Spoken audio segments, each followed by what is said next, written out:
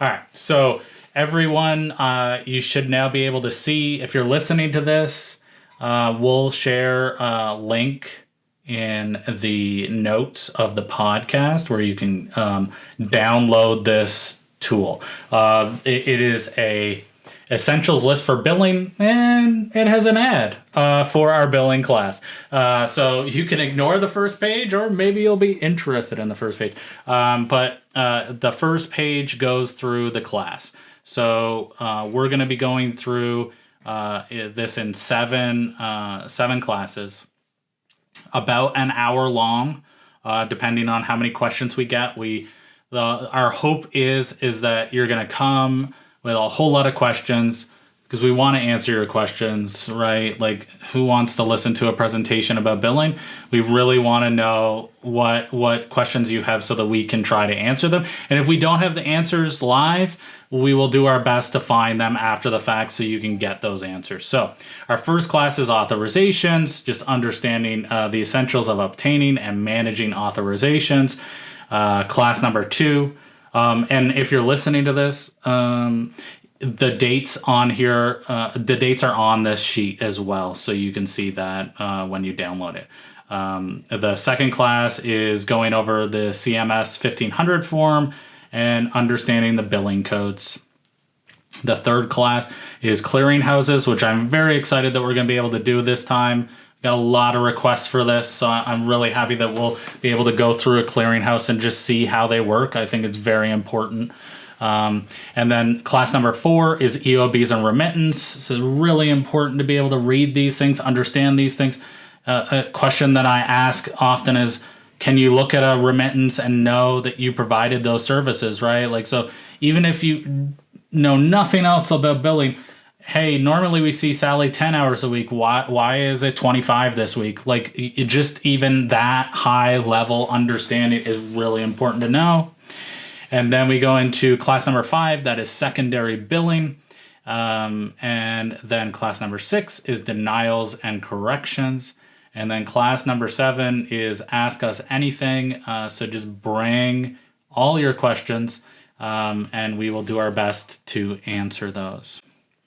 Yeah, so all of our sessions will be live, and they will be recorded if you can't attend that specific date and time. Yes. And the recordings will be available to you for 6 months. Yes. And I don't know, do we have a cutoff, or? We will have an early bird special for the next 2 weeks. But I don't know when the cutoff is going to be at this point. You'll have to go to the link and see it. Yeah, so for those of you who are listening, I will say the first class starts January 4th, and it runs June 4th. I don't know.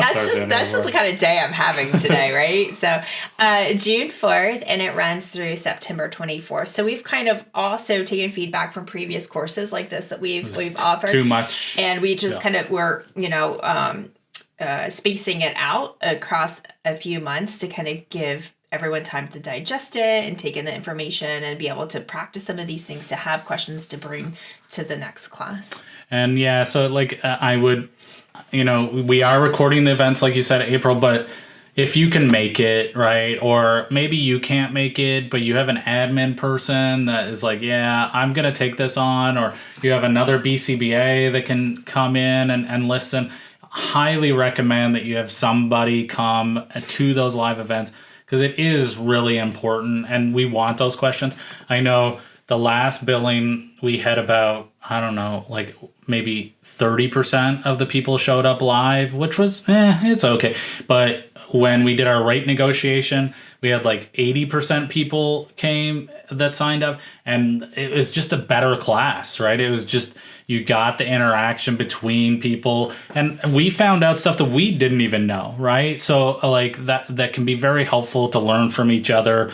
It's just, it's a little less. Stephen, who wants to sit and listen to someone, go on and ramble on about billing for a full hour? You want that interaction. I want those questions, so that, because this is going to be more general, right? Generalized, because we're not going to be able to dive into state by state specifics or funder by funder specifics. And so it is going to be broader, but if we have those questions, I think that it's going to be a lot more intriguing for those attending and watching. And definitely, and even for a sense of community, because something that we hear from most of you guys listening who are ABA business leaders is like, it's kind of lonely, right? And so being together, like whether you're, in the admin piece or the clinical piece, or you're wearing all the hats, knowing that you're with a group of people who kind of get your world and what's going on, it can be helpful too.